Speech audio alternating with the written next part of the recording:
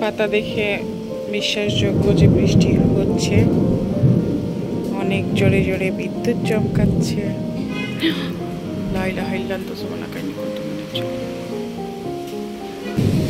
আল্লাহ একটু জোরে বৃষ্টি দাও। শুধু বিদ্যুৎ চমকালেই চলবে না, বৃষ্টিও দিতে হবে। অনেক জোরে জোরে বিদ্যুৎ চমকাচ্ছে। আসসালামু আলাইকুম এভরিওয়ান, সবাই কেমন আছো? আলহামদুলিল্লাহ আমরা অনেক ভালো আছি। আশা করি আল্লাহ তোমাদেরকেও ভালো রেখেছে। খুব সকালবেলা থেকে আমি আজকের ব্লগটা স্টার্ট করলাম। আমার বড় ছেলে গিয়েছে তোমার 6টায় স্কুলে, আর ছোটটা গেল তোমার 7টায় স্কুলে। তো তাকে স্কুলে দিয়ে অনেক দিন পরে আমার বান্ধবীগুলোর সাথে দেখা, আমার ভাবিদেরকে ছাড়া মানে অনেক দিন দূরে থাকা হয়েছে। সো তাদেরকে অনেক মিস করছিলাম। অলরেডি আমরা স্কুলের গেটের কাছে দাঁড়িয়ে অনেক গল্প করেছি, প্লাস দুই ভাবি এসেছিল না, তাদের সঙ্গে আমার দেখা হয় নাই। আর তারপরে হচ্ছে একটা ভাবির খুবই ক্ষুধা লেগেছে, সো ভাবি ব্রেকফাস্ট করবে। তো আমরা ব্রেকফাস্ট করতে চলে যাচ্ছি হচ্ছে দিয়াবাড়ি। বাট আমাদের ব্যাড লাক, দিয়াবাড়ি এখানে এসে দেখছি যে তোমার চাও নাই, কিছু নাই। আর আমরা চা যেখানে থাকবে না সেখানে ব্রেকফাস্ট করব না। সো সেখান থেকে আমাদের আরেকটা ভাবির সঙ্গে কন্ট্যাক্ট হয়েছে। সেই ভাবি বলল তোমরা ডিরেক্ট আমাদের বাসায় আসো, আমরা এখানেই সবাই মিলে ব্রেকফাস্ট করি। তো আমরা মীরা ভাবির বাসার নিচে দাঁড়িয়েছিলাম। পরে ভুলে গিয়েছিলাম আসলে লিফটের কত তলায় তাদের বাসা। সো আমার সঙ্গে আছে ফারিয়া ভাবি আর তামান্না ভাবি। আসছি আমরা মীরা ভাবির এখানে, আর লিজা ভাবি উপস্থিত ছিল না। তো ভাবিকে এই সময় ফোন করছিলাম, অলরেডি তোমার 9:15 বাজে, এবং বলছিলাম ভাবি আপনাকে ছাড়া তো আমরা ব্রেকফাস্ট করব না। তবে আমাকে রীতিমতো জোর করে আনা হয়েছে, কেননা বাসায় আমার শাশুড়ি এবং ওদের বাবা ঘুমিয়ে আছে।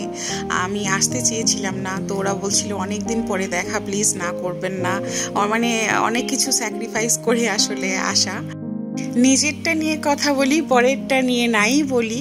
তো আমি নিজের বিষয়ে কথা বলতে আসলে আমার মেন ব্লগের পার্টটাই হচ্ছে ডেলি ব্লগিং করা এত ইজি না, মানে এতটা কষ্টের বলে বোঝানো যাবে না। আর সেইখানে যদি বাচ্চা কাচ্চা থাকে, আর সেইখানে যদি সেই মেয়েটা হয় হাউস ওয়াইফ, প্লাস হচ্ছে যে তার বাসায় যখন হাজব্যান্ড, শাশুড়ি, দেবর, প্লাস 2টা বাচ্চা বড় বড়, আবার নিজেরও তো লাইফ আছে আমাদের, তাই না? আমাদের পার্সোনাল একটা সময় থাকে। তো সেইখানে সব কিছু ঘিরে একটা ডেলি ভ্লগিং করা এতটা কষ্টের, এতটা টাফ, মানে বলে বোঝানো যাবে না। তো আমি ভাবিদের ওখান থেকে এসেই সর্বপ্রথম ওয়াশিং মেশিনে কাপড় ধুইতে দিয়েছিলাম। আর এসেই দেখি তোমার হচ্ছে যে আজানের সঙ্গে ওর দাদুর কি নিয়ে লাগছে, মানে আজান একটা জিনিস খুঁজে পাচ্ছিল না, আর আমার শাশুড়ি আম্মা খুঁজে বের করে দিতে পারে নাই। সে কি জিদ, সে কি কান্না। আর যেহেতু আমার আজানের স্কুল তোমার 7টা থেকে 10টা পর্যন্ত, সেক্ষেত্রে সে বাসায়। আমার শাশুড়ি মা আমাদের সাথে আসতে না আসতে তার বায়না শুরু হয়ে গিয়েছে যে চলে যাবে, ঢাকায় অনেক গরম, অস্থির লাগছে, থাকবো না। তো মাকে ভেবেছিলাম গরু মাংস আর পোলাও রান্না করে দেই, কিন্তু শাশুড়ি আম্মার কথা, আমি এই গরমে গরু মাংস খাবো না। তো দেশি মুরগি আনা হয়েছে। আর এই দেশি মুরগি, এখানে 4টা মুরগি আছে ছোট ছোট। ওদের বাবা রাতে মাংস আনতে গিয়ে তোমার বড় মুরগিটা পায় নাই। আর লেগ পিস দেখে বুঝতে পারছো কতটুকু মুরগি। তো আমি 4টায় রান্না করব, আর মানে সময় পাওয়া যায় না। পরে আবার বড় ছেলেকে স্কুলে নিতে যেতে হয়। আর আমাদের টুকিটাকি কাজ তো সবার বাসায়ই থাকে, বলো, মনে হয় যে কাজের কোনো শেষ নেই, এই টাইপের। আর সেইখানে তুমি ব্লগ করবা, মানে এটা না ভাবাই যায় না। অনেক কষ্টের, বিলিভ মি, অনেক কষ্টের। আসলে কষ্ট তো করতেই হবে, কষ্টটা আমি নিজেই বেছে নিয়েছি। এটা আমারই শখ থেকে। প্রথমে আছে না যে অন্যেরটা দেখতাম, পরে আগ্রহ হতো তাহলে আমি কেন করতে পারবো না, বা আমিও করি, বা আমারও তো আমার ডেইলি লাইফ স্টাইলটা আমি শেয়ার করতে পারি, বা সবার সঙ্গে কানেক্ট হতে পারি। যদি তোমাদের পছন্দ হয়, তবে তোমাদের কাছে ভালোবাসাটা আমি সবসময়ই চাই। যদি আজকের ব্লগটা তোমাদের পছন্দ হয়, যে কোনো একটা পার্ট, সো অবশ্যই একটা লাইক দিও, আর আমার আমার চ্যানেলটা সাবস্ক্রাইব করে আমাদের সাথেই থেকো, আর আমার জন্য দোয়া করো, আমার পাশে থেকো। আর ব্লগ করা প্রতিটা পার্ট তোমার নিয়ে আমাদের ক্যামেরার বাইরেও কিন্তু একটা লাইফ থাকে, সব কিছু শেয়ার করা সম্ভব হয় না। আর আমি যেহেতু নতুন আমার জন্য অনেক কষ্টসাধক, প্রত্যেকটি জিনিস প্রপারভাবে শেয়ার করা বা এডিটিং করা, ভিডিও করা অনেক কষ্টের। ব্লগ করতে যেয়ে বুঝতেছি যে আমি তোমার এই ইউটিউবে আসার পরে যতটা সময় আমি তোমার হচ্ছে যে ভিডিও করাতে এডিটিংয়ে দেই, এই সময়টা আমি অন্য কাজে দিলে হয়তো তোমার অনেক বেটার কিছু হতে পারতো বা নাও হতে পারতো। কেননা আমি যে সময়টুকু আমার ভিডিও এডিটিংয়ে দিচ্ছি সেই সময়টুকু কিন্তু আমি তোমার অন্য সময় মোবাইলেই সময় দিতাম, বা আগে অনেক বেশি তোমার টিভি দেখতাম, এইগুলোই করতাম, এর বাইরে কিছুই করতাম না অনেস্টলি। সো অন্যেরটা দেখার পাশাপাশি যদি নিজেও একটু করা যায়, বা আমার এই সময়টুকু যদি আমি এখানে ব্যয় করে আমি কিছু করতে পারি, তাহলে হোয়াই নট, কেন না? সবাই পারলে আমিও পারবো, তবে ধৈর্য অনেক সময় আসে না, ধৈর্য হারা হয়ে যায়। প্লাস তোমার মানে আছে না যে যখন কষ্টটা করি, কষ্টের ফল ফেলে মুখে একটা হাসি চলে আসে, মানে মোটিভেশন একটা কাজ করে। আর যখন মনে হয় যে না, এই ভিডিওতে একেবারে ভিউ পেলাম না, খুব খারাপ লাগে। বিশ্বাস করো, তুমি একটা কাজ করছো, সেটার রেজাল্টটা যদি পজিটিভ হয় তখন সবারই ফিলিংসটা কিন্তু বেটার হবে। তো সেক্ষেত্রে আমিও তো সেমই। তারপরে অনেক সময় মনে হয় যে না, হচ্ছে না, আজকে হচ্ছে না, থাক কালকে। বাট আমি খুব ট্রাই করি যে না, আমাকে করতেই হবে, একটু কষ্ট করি, দেখা যাক, সব আল্লাহর ইচ্ছে আর তোমাদের ভালোবাসা। তো অলরেডি কিন্তু আমি পোলাও তুলে দিয়েছি, কেননা আমার রেদওয়ান সেই ভোর 6টায় গিয়েছে। ও আমি ইদানিং খুব ট্রাই করি যে ও আসার আগে যেন আমার দুপুরের রান্নাটা হয়ে যায়, কেননা বাচ্চাটা শাওয়ার নিয়েই তোমার দুপুরের খাবারটা খেতে চায়। তো সেইখানে আমার পোলাওটা রান্না কমপ্লিট। আর আমার না এই দেশি মুরগি দিয়ে তোমার হচ্ছে যে আলু দিয়ে তারপরে পোলাও, এই জিনিসটা আমার ফেভারিট, মানে আমার খুব ভালো লাগে। আর এর সাথে যদি মুসুরের ডাল থাকে তাহলে তো কথাই হয় না। তোমাদের সঙ্গে কথা বলতে বলতে আমার রান্না কিন্তু অনেকখানি এগিয়ে গিয়েছে। আর এই আলুগুলো আমি বড় স্লাইস করে কেটেছি, কারণ আমার না বড় ভালো লাগে, আর নইলে দেশি যে ছোট ছোট থাকে সেগুলো ভালো লাগে, এর জন্য আমি বড় বড় করে দেই। আর একটু ফ্রাই করে নিলে আমার মনে হয় যে স্বাদটা বেড়ে যায়। আর আজকে একটু কাজেরও চাপ ছিল তোমার, আমি প্রায় ঈদের আগে আগে যে মশলাটা ব্লেন্ড করেছিলাম সেটা শেষ হয়ে গিয়েছিল। তো আদা রসুন আপাকে দিয়ে আমি কেটে নিয়েছিলাম, তারপরে ব্লেন্ড করলাম যে রান্নাও হতে থাক, আমার ব্লেন্ডটাও হতে থাক। আর আমার শাশুড়ির কথা একটু মাঝখানে বলি, আমার শাশুড়ির জন্য যে রান্না করছি সেই বিষয়টা আসলে ভুল। আমার শাশুড়িও কিন্তু আমার ছেলেদের মতোই বাচ্চা, আমার ছেলেরা যা খায় আমার শাশুড়ি তার চেয়েও অনেক সময় কম খায়, বা অনেক সময় একটু খেতে পারে সেই টাইপের। তো শাশুড়ির আছে না, শাশুড়ির নাম আমাদের কাম, সেই টাইপের। আসলে মা খেতেই পারে না, মানে অনেক সময় একটু পারে, 2-3 দিন খাবে, বাট 2-3 দিন পরে না তার রুচিটা শেষ হয়ে যায়। আর এই যে আমি সকালে করেছিলাম ডিম ভুনা আজানকে স্কুল থেকে নিয়ে আসার পরে, আর এই যে আমার পোলাওটা রেডি। আর এটা শুধু আমার পছন্দের খাবার না, এটা আমার বড় ছেলেরও খুব পছন্দ, যে আম্মু মানে দেশি মুরগির সঙ্গে আলু দিয়ে একটু ঝোল টাইপের, তারপর পোলাও থাকলে তো কথাই নেই।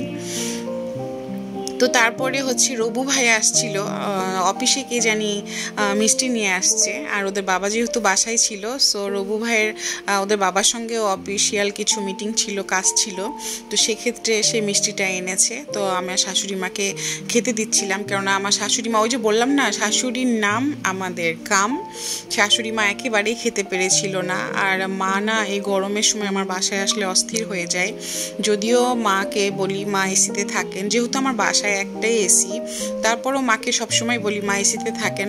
বলে তোমাদের রুমে থাকলে আরও বেশি প্রবলেম, বাইরে বের হলে মনে হয় আগুন জ্বলে, বা অনেক সময় থাকে অনেক সময় থাকে না। আসলে বয়স্ক মানুষ, গ্রামের জন্য মন কাঁদে, এক কথাই, এটা ছাড়া আর কিছুই না।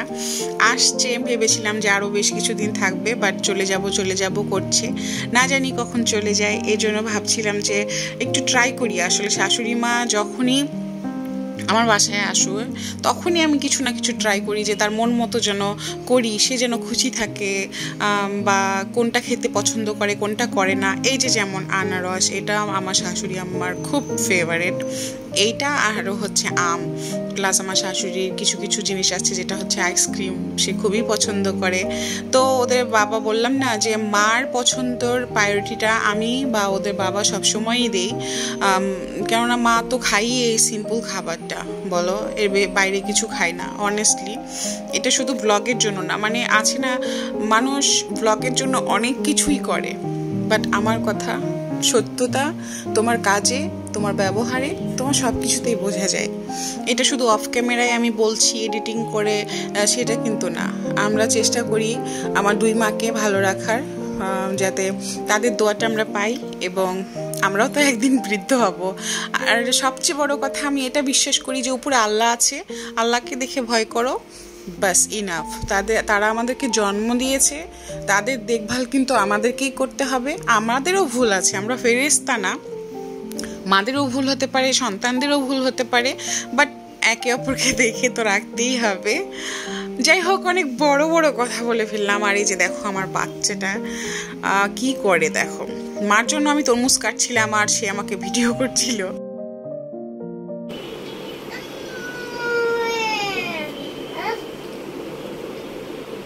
তরমুজটা মিষ্টি না মা? সত্যি, মানে এই সময়ের মিষ্টি,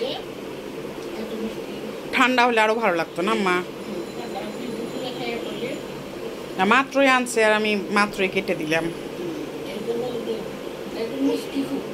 ভালোই হয়েছে। আসলে তরমুজ আনলে যদি মনের মতো না হয় ভালো লাগে না। খাবো মা, খাবো। দেখছেন, মানে দাদু ওইভাবে খাবে, তাই ও ওইভাবে খাবে, কিন্তু ও কিন্তু এই যে এরকম পিস পিস করে খায়। তুমি পিস পিস করে খাও, আমি তো দেখছি তুমি বিচি বেছে বেছে খাচ্ছ। ভাবতেছে মা চলে যাবে তাই আনছে তরমুজটা।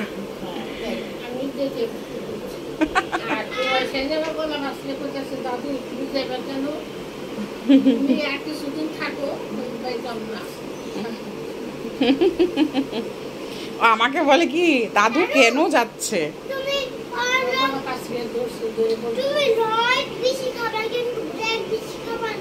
হোয়াইটটা খেয়েও বিচি, ছোট ছোট সাদা বিচি খাবেন কিন্তু ব্ল্যাকটা খাবেন না। কেন, দাদু খাক না, দাদু খাক, দাদুর পেট ব্যথা করুক, কি সমস্যা? দাদুর উপর তোমার মায়া লাগে? দাদু, এই বাবা, দাদুর উপর মায়া লাগে? মায়া লাগে? মায়া লাগে দেখে তো না করছে। দাদু তুমি কালো বিচি খাও না, সাদা বিচি খাও।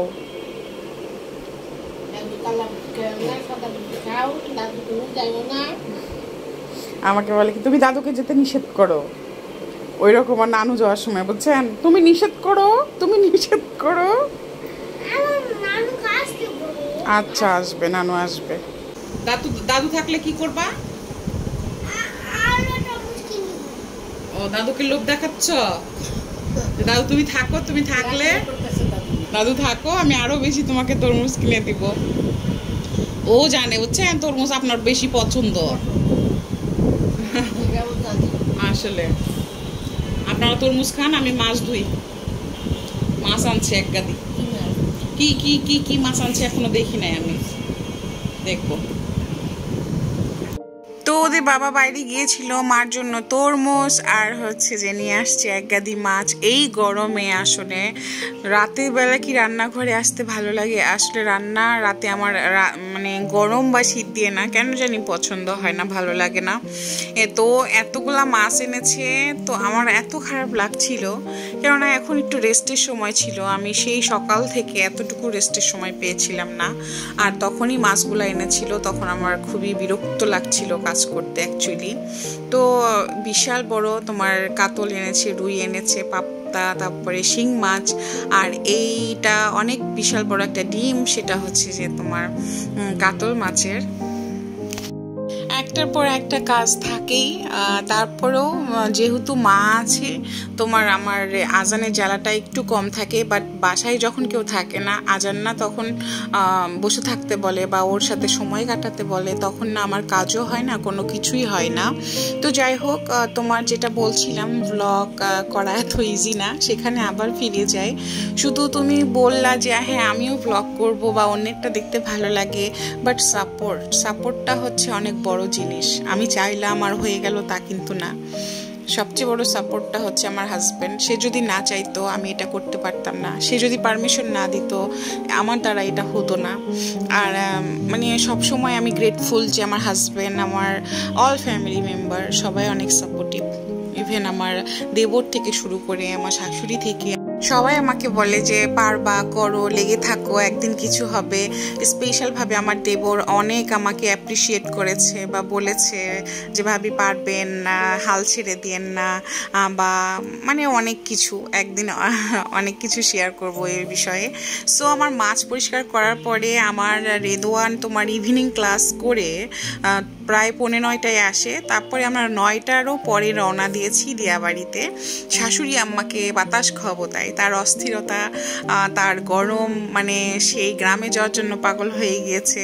তো ভাবলাম যে মাকে ঢাকা শহরের বাতাসটাও দেখিয়ে নিয়ে আসি, কেননা বিল্ডিংয়ের মধ্যে না তোমার সবসময় সচরাচর বাতাস আসে না, কিন্তু খোলা স্পেসে অনেক বাতাস। আর দিয়াবাড়ি বিজিএমের এই পাশটাতে তোমার বিশাল বড় বড় মাঠ আছে যেগুলো ঘাসে ভরা, আর বাতাসের তো কোনো অভাব নেই। এত সুন্দর একটা ওয়েদার, মাশাআল্লাহ। আর যেহেতু মনে করো বাচ্চাদেরকেও এনেছি, তারাও একটা খোলা স্পেস পেলো, খুবই ভালো লাগছিল আমাদের। দেখছো, দেখো টিস্যুর বক্সটা নিয়ে আসো, কি অবস্থা করছে। বাবা বসে খাও, আজান বসো, আজানের চোখ কেমন দেখাচ্ছে দেখা যায়, কি বাতাস। আমার শাশুড়ি খুব শান্তি, খুব শান্তি, ওই দূরের মতোই খায়। ওই যে সাথে সাথে পানি, কি যে বাতাস। মা খুশি না? খুব খুশি। মা কয় কি বাতাস, আর এতদিন ভিতরে রাখছো, নিয়ে আসো নাই।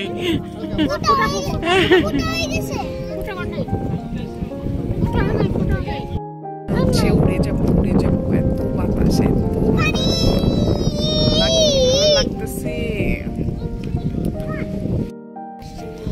আল্লাহ রে, চাও চলে আসছে আমাদের। প্রথমে আইসক্রিম, চিকেন, এখন চা। এর চেয়ে বেশি কিছু করতে পারবে না এখানে, এই কয়েকটাই পাওয়া যায় মা, আর বেশি কিছু পাওয়া যায় না এখানে। একদম রোডের পাশে বসে গাড়ি পার্কিং করে আমরা খাচ্ছি। আরো অনেকে আছে, অনেক অনেক অনেক ফ্যামিলি আছে, অনেক।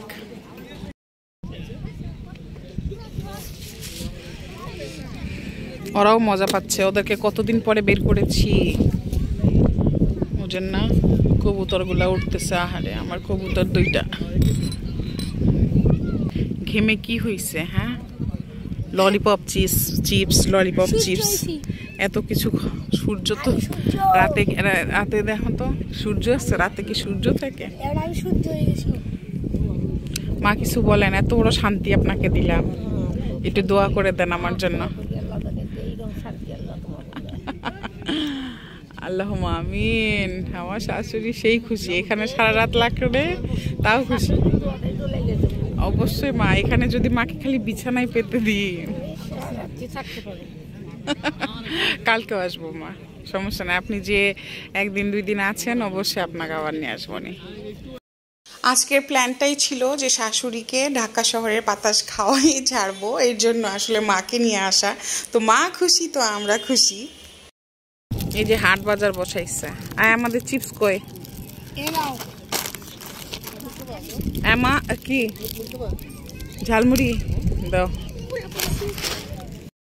সো এটাই ছিল আমার আজকের ব্লগ। অনেক সুন্দর সময় কাটালাম, প্রায় 11টার কাছাকাছি বেজে গিয়েছিল। তো এখন আর সেখানে থাকা পসিবল ছিল না।